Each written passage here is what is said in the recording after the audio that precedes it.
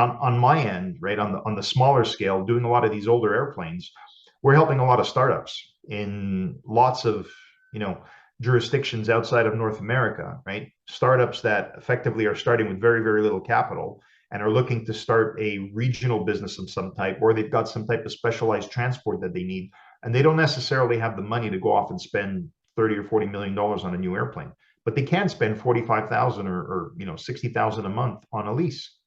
So that's where we come in. That's really fascinating. Thanks, Tony. In the aviation industry, when it comes to leasing, there's an obsession with water, apparently, because we have these things called wet leases, and we have dry leases, and we have moist leases. Okay. And no other industry in the leasing finance world uses water, so I don't know why that is. But could you explain for the listeners maybe a little bit about the differences between these leases, wet leases, dry leases, moist leases? Well, we work, and I've been working exclusively on dry leases. And dry leases is effectively I'm leasing you an airplane, and once the airplane is in your care and control, you've got complete operational jurisdiction on your aircraft, right? A wet lease is when I operate the aircraft on the behalf of a third party. So they're effectively paying me a larger rate, and in that rate, there, everything is basically taken care of. The pilots are taken care of. The aircraft maintenance is taken care of. Everything. All you have to do is basically tell me where to fly and where I'm picking up passengers and dropping off passengers. The other leasing, I'm not very familiar with the other one that you mentioned, because I've only seen sort of wet ACMI leases and the dry leases that we provide, right? Yeah, I think moist is just somewhere in between, right?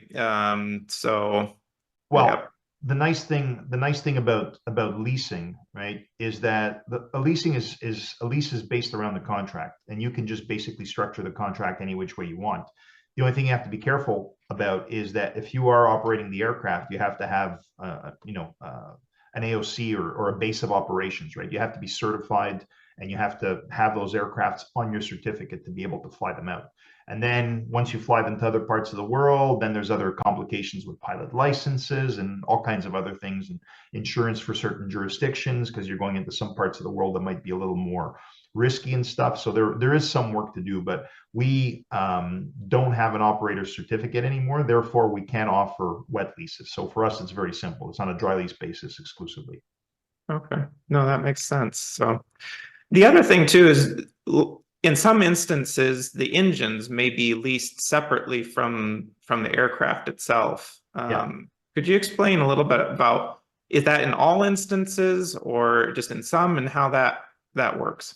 Okay, so probably the easiest way to envision this, okay, is that we look at an aircraft as a complete piece of machinery, right? We look at it as a flying device and stuff, but if you really break down the aircraft into its major components, right? You've got the airframe, which is the biggest part of it because it's the structure of the aircraft.